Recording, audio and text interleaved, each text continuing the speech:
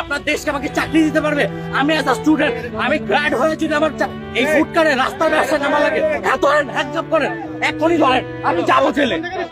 আমি মোহাম্মদপুর সরকারি কলেজ থেকে ইন্টার কমপ্লিট করছি, জাহাঙ্গীরনগরে এক্সাম দিচ্ছি, আমার ফ্যামিলি চলতে পারতেছে না, আমার রাস্তা নামা লাগছে ব্যবসা করতে। আপনারা যে ভাঙছেন কি ম্যাজিস্ট্রেট, আমার ভাঙবে কেন? আমার টাকা পয়সা দিয়ে করে না আপনার? আমি কি কান্না দিচ্ছি না দেশে চুরি করছি না ছিনতাই করছি? আমি কি দেশে চুরি ছিনতাই করছি? আপনি আমার কার্ড ভাঙবেন কেন?